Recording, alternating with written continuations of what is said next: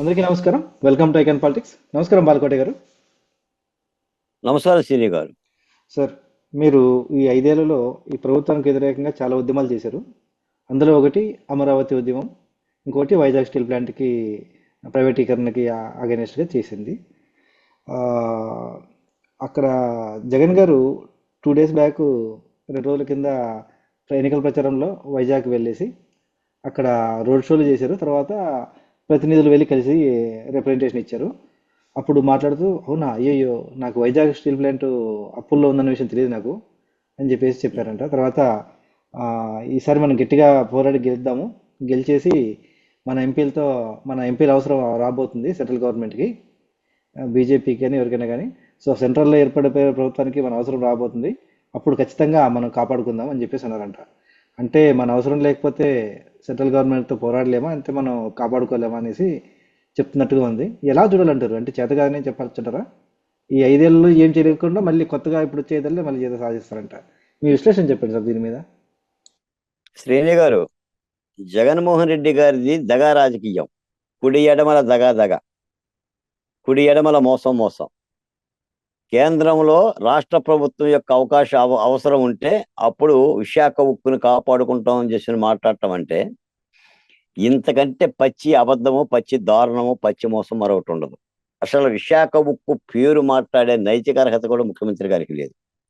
మీరు ఒకసారి పునర్సమీక్ష చేసుకోండి, ఒకసారి ఆలోచించండి. 2019లో ప్రత్యేక హోదా విషయంలో గల్లీ గల్లీ వాడవాడ పాదయాత్రలు తిరిగి చెప్పిన మాట ఇదే. నాకు 22 మంది ఎంపీలను ఇవ్వండి, 25కి 25 ఇవ్వండి, కేంద్రంలో గల్లా పట్టుకొని ప్రత్యేక హోదా తెస్తా. మన దగ్గర ఎప్పుడైతే ఎంపీ సీట్లు ఉన్నాయో కేంద్రం మన మాట వింటుంది, మనం పోరాడగలుగుతాం అని చెప్పేసి పెద్ద ఎత్తున నచ్చజెప్పగలిగాడు. నచ్చజెప్పగలిగి 22 సీట్లని, 25కి 22 సీట్లని సంపాదించి ఢిల్లీ వెళ్ళిన తొలినాలలోనే 2 చేతులు సాచి మోడీ గారి దగ్గర సాకిల పడి, నా మీద ఉన్న కేసుల గురించి కానీ లేదా నా మీద ఉన్న ఆరోపణల గురించి కానీ దయదలవండి, నేను మీకు ఎదురు రాను, మీరు పార్లమెంట్లోను, రాజ్యసభలోను, లోక్సభలోను ప్రతి పెట్టి చిత్తు కాగితాన్ని కూడా నేను పాట పాడతాను, వంత పాడతాను చెప్పి వచ్చిండు. మళ్ళీ ఇప్పుడు అదే మాట చెప్తున్నాడు. అదే విశాఖ ఉక్కును కేంద్ర ప్రభుత్వానికి ఏంటి కాపాడేది? ఈ రోజున మేము గతంలో విశాఖ ఉక్కు కార్మికులు నాకు స్వయంగా తెలుసు. దాదాపు 1150 రోజులకు ఉద్యమం చేస్తున్నారు. అమరావతి ఉద్యమం 1650 రోజులకు ఉద్యమం జరుగుతుంటే విశాఖ ఉక్కు 1150 రోజులుగా ఉద్యమం జరుగుతుంది. మేము స్వయంగా విశాఖ ఉక్కు కార్మికుల దగ్గరికి వెళ్ళాం. విశాఖ ఉక్కు ఆంధ్రుల హక్కు, అది ఆంధ్రుల యొక్క సెంటిమెంటు, అది మా స్వార్జితం. మేము భూములు ఇస్తే ఆనాటి కేంద్ర ప్రభుత్వం మీద భూములు ఇచ్చి పోరాటం చేసి టి అమృతరావు లాంటి వాళ్ళు, తెన్నేటి విశ్వనాథం లాంటి వాళ్ళు పోరాడితే వచ్చిన మా హక్కు అది. అమ్మటానికి వీడెవడో, కొనటానికి ఇంకొకడెవడో. ఒక రాష్ట్ర ప్రభుత్వం అయ్యుండి, ముఖ్యమంత్రి అయ్యుండి కేంద్ర ప్రభుత్వం అమ్మకానికి కనుక పెడితే స్వయంగా రాష్ట్ర ప్రభుత్వాన్ని యజమానిలోకి తీసుకోమని చెప్పాం. దానికి ఇంకా విపరీతమైన కొన్ని లక్షల కోట్ల రూపాయల ఆస్తులు ఉన్నాయి. అది లాభాల్లో ఉన్న పరిశ్రమ. కేంద్ర ప్రభుత్వం కావాలని నష్టాల సాకు చూపి దానికి గనులు లేకుండా చేసి విక్రయం చేస్తుంటే ఏ రాష్ట్ర ప్రభుత్వం చేతులు కూర్చుందా? నువ్వు పరిశ్రమ నడపలేవా? ఒక విశాఖ ఉక్కును నడపలేవా? ఎందుకు నడపలేవు? అదే డిమాండ్ చేశాం. ఆ దశలో అవన్నీ వదిలేసేసి కేంద్ర ప్రభుత్వం ఈ రోజున రాష్ట్ర పరిశ్రమలు నడపకూడదా సార్? కేంద్రం ఈ విధంగా వివక్షగా ఉన్నప్పుడు రాష్ట్ర ప్రభుత్వం బాధ్యత తీసుకోవచ్చు. మళ్ళీ నంగనాసి తుంగపురలాగా విశాఖపట్నం కార్మికుల దగ్గరికి వెళ్ళి మళ్ళీ రేపు మేము అధికారంలోకి వస్తే కేంద్రం మన మీద ఆధారపడితే దీన్ని మనం కాపాడుతాం అని చెప్పి అంటే ఎవడో నమ్మే పరిస్థితి ఏం లేదు సార్. విశాఖ ఉక్కు కార్మికులు అసలు నమ్మరు కూడా నమ్మరు. ఆఖరికి సార్ శ్రీనిగా నేను చెప్తున్నా, విశాఖ ఉక్కు కార్మికులు కూడా ప్రజాస్వామిక వ్యవస్థలో భావ ప్రకటన స్వేచ్ఛగా వాళ్ళు ఆందోళన కూడా చేసుకునే భాగ్యం కలుగుతలేదండి. వాళ్ళ మీద కేసులు పెట్టారండి, వాళ్ళనే అరెస్టులు చేశారండి, వాళ్ళనే భయకంపితులు చేశారండి. అంటే ఏంటి సార్? దాదాపు 1000 రోజులుగా ఉద్యమాలు జరుగుతుంటే కార్మికులు రహదారుల మీద ఉంటే 30,000 మంది కార్మికులు ఒక ప్రభుత్వము లేదా మంత్రివర్గము వెళ్ళి భరోసా ఇచ్చి వాళ్ళకి నచ్చజెప్పి వాళ్ళకి అండగా ఉంటానని ఒక ప్రమాణం కూడా చేయలేక దీన్ని పరిపాలన అంటారా? 1650 రోజులు అమరావతి ఉద్యమం జరుగుతుంటే అన్ని వందల మంది శిబిరాలు వేసుకొని మాలాంటి వాళ్ళం రహదారుల మీద పాదయాత్రలు చేస్తుంటే బాధ్యత కలిగిన ఒక ప్రభుత్వం అనే ఒక పెద్ద దిక్కు మంత్రివర్గం అక్కడికి వెళ్ళి ఆ సమస్య పరిష్కారం చేయటం కోసం కించిత్ మనసు పెట్టిందండి. అసలు వీళ్ళకి ఆ కోణం ఉందండి? ఆ కోణం ఉందా? సోషల్ మీడియాలో ఎవరో ప్రశ్నిస్తానని వచ్చిన పోస్ట్ పెట్టినందుకు రంగనాయకం లాంటి వాళ్ళని, 70 ఏళ్ళ వృద్ధులను అరెస్ట్ చేయడానికి మనసు వచ్చింది, 73 ఏళ్ళ అంకబాబు జర్నలిస్ట్ అరెస్ట్ చేయడానికి మనసు వచ్చింది. ఏం చేసిండండి ఆ సుధాకర్ గారు? మాస్క్ ఇస్తే వైద్యం చేస్తామని చెప్పేసి అన్నారు. మాస్క్ ఇవ్వండి అని అడగటం కూడా నేరం అయిపోతే ఎలా? అతను పెడరెక్కలు కట్టేసేసి అరెస్ట్ చేస్తే ఎలా? మాస్క్ పెట్టుకోలేదని చీరాల కిరణబాబుని చంపితే ఎలా? డ్రైవర్ సుబ్రహ్మణ్యాన్ని హత్య చేస్తే ఎలా? ఏం చెప్పండి. కాబట్టి జగన్మోహన్ రెడ్డి గారి విశాఖ ఉక్కు విషయంలో చెప్పేవన్నీ కూడా అబద్ధాలు. నేనైతే నాకు తెలిసి అయితే ప్రజలు కూడా విశ్వసించరండి. జగన్మోహన్ రెడ్డి గారు నమ్ముకున్నది ఒకటే సార్. నేను చెప్తున్నా ఈ ఎన్నికల్లో కూడా నేను నవరత్నాలు ఇచ్చాను, 2,55,000 కోట్ల రూపాయలు నేను ఇచ్చా, ఏ ప్రతిపక్ష పార్టీ ఇవ్వలా, అవి మీ సొమ్ములైనా నా డబ్బులు, జగన్మోహన్ రెడ్డి గారి డబ్బులు కాకపోయినా మీ డబ్బులు మీకై సరే నేనే ఇచ్చా అని ఒక మాయా మత్స్యంద్ర నాటకం ఆడుతున్నాడు. ఇది ఎంతవరకు పోతుంది, ప్రజలు ఎంతవరకు రిసీవ్ చేసుకుంటారు అనేది చూడాలి. మేము చెప్తున్నాం, ప్రజలారా ఇవి మీ డబ్బులే, మీ డబ్బులే, మీరు కట్టిన పన్నుల డబ్బులే. మనం నిత్యావసరాల ద్వారా, కూరగాయల ద్వారా, నిత్యావసర సరుకుల ద్వారా, పెట్రోల్ ద్వారా, ఇంటి పన్ను ద్వారా, లేదంటే విద్యుత్ పన్ను ద్వారా మనం కొడుతున్న ట్యాక్స్ నుంచి వస్తున్న ఆదాయాన్ని ఇచ్చారు. దీనికి తోడుగా దాదాపుగా రాష్ట్రంలో 11 లక్షల కోట్ల రూపాయల అప్పు చేసిన ప్రభుత్వం ఇది. ఇలాంటి ప్రభుత్వాన్ని కనుక నెత్తినే పెట్టుకుంటే తిరిగి మళ్ళీ మనం పన్నులు కట్టే దిశలోనే పోతాము, లేదంటే విశాఖ ఉక్కును అమ్ముకునే దిశలోనే పోతాం తప్ప కాపాడుకునే పరిస్థితులు అయితే ఉండవు. ఇంకో మాట కూడా ఏంటంటే, ఆంధ్ర రాష్ట్రంలో విశాఖ ఉక్కు కాపాడబడాలంటే తప్పనిసరిగా జగన్మోహన్ రెడ్డి ప్రభుత్వాన్ని ఓడించి తీరాలి. మళ్ళీ ఇదే ప్రభుత్వం కనుక ఉంటే నెట్ట నిలువుగా హరిశ్చంద్రుని కనుక నడిబజార్లు అమ్మినట్టుగా విశాఖ ఉక్కును అమ్మేస్తారు. అప్పుడు ప్రజల తప్పిదమే అవుతుంది. ఆ విశాఖపట్నంలో ఉన్న ఎంపీలు కానీ, ఎమ్మెల్యేలు కానీ ప్రతిపక్ష పార్టీ వాళ్ళని గెలిపించుకోవాలి. అధికార పక్షం పార్టీ వాళ్ళని కనుక గెలిపిస్తే మాత్రం విశాఖని కూరగాయలు అమ్మినట్టు అమ్మేస్తారండి, వేలం వేసేస్తారు. అటువంటి ప్రమాదమైన పరిస్థితి ఉంది. కాబట్టి జగన్మోహన్ రెడ్డి గారు చెప్పేది తప్పుడు మాటలు. ఆయనకు అధికారం కావాలి కాబట్టి, ఇప్పుడు ఆపదలో ఉన్నాడు కాబట్టి, ప్రజలను నమ్మటం లేదు కాబట్టి మళ్ళీ విశాఖ ఉక్కు కార్మికుల దగ్గరికి వెళ్ళిపోయి ఈ యొక్క తప్పుడు మాటలు, తప్పుడు హామీలు చేస్తున్నాడు. కాబట్టి విశాఖ ఉక్కు ఎట్టి పరిస్థితుల్లో విక్రయం జరిగితే ఆంధ్ర రాష్ట్ర ప్రజలు తెగబడి పోరాడతారండి. మీ సబ్బమహరి గారు ఒక మాట అన్నాడు ఆ రోజు విశాఖపట్నం నేను మీటింగ్ ఉన్నా. ఎవడా పోసుకోవాడు, అమ్మేవాడెవడో, కొనేవాడెవడో అడ్డంగా నరకండి అని చెప్పాడు.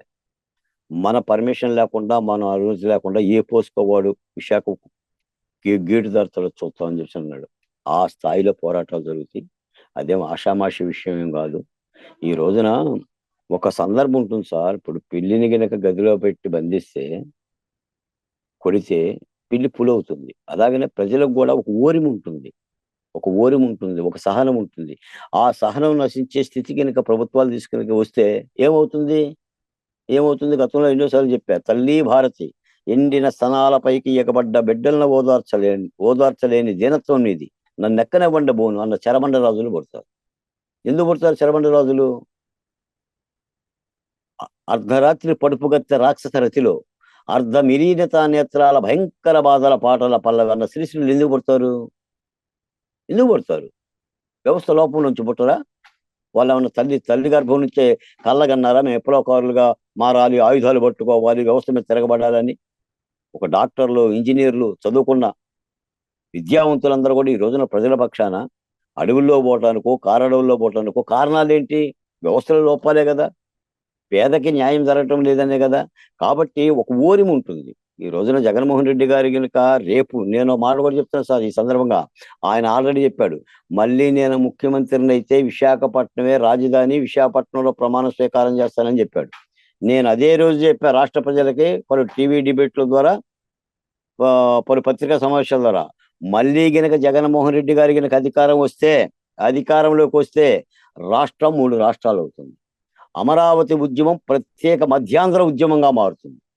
అమరావతి అక్కర్లేని రాష్ట్రానికి అసలు రాష్ట్రమే అక్కర్లేని దిశగా 3 ప్రాంతాలు కూడా విభజన దిశగా అడుగులేస్తాయి. ఎటుగూడి ఆర్టికల్ 3 ఉంది కేంద్రంలో, పోయిటమే కదా భారతీయ జనతా పార్టీకి తెలిసింది. అటు ప్రత్యేక రాయలసీమ, ప్రత్యేక ఉత్తరాంధ్ర, ప్రత్యేక మధ్యాంధ్రగా ఏర్పడే ప్రమాదం కూడా ఉంటుంది. రాష్ట్రం సమైక్యంగా ఉండదు. రాష్ట్రం సమైక్యంగా ఉండదు. చాలా విపరీతమైన పరిణామాలు వస్తాయి.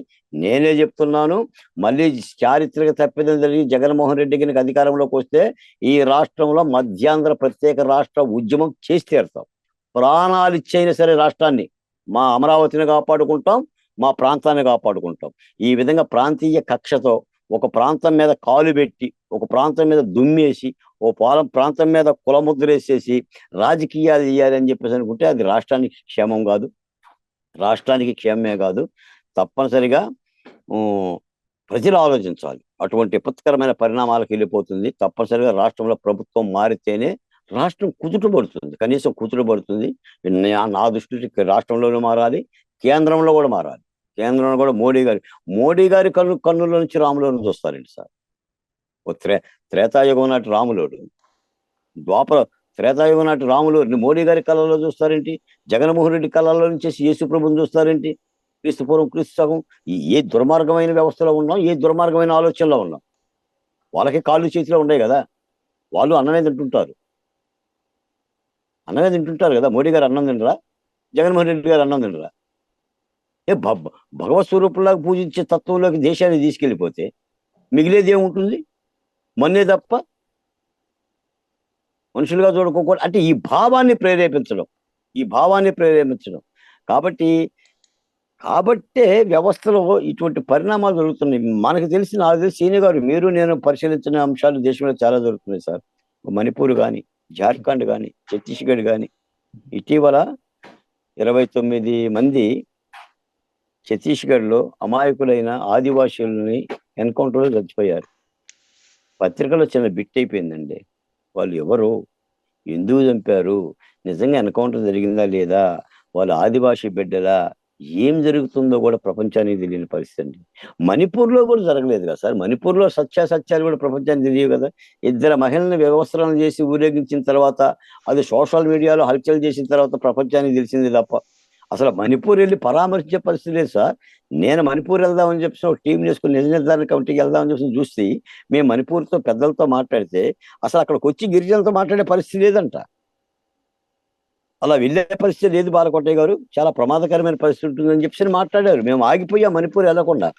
అందుకని దేశాన్ని, రాష్ట్రాన్ని ప్రజాస్వామ్యంగా ప్రజలు ఆ చైతన్యవంతంతో చూస్తేనే కలిసి ఫలితాలు ఉంటాయి సార్. కాబట్టి జగన్మోహన్ రెడ్డి గారు ఇంకా ఏది చెప్పినా కూడా ఆంధ్రప్రదేశ్లో నమ్మే పరిస్థితే లేదు.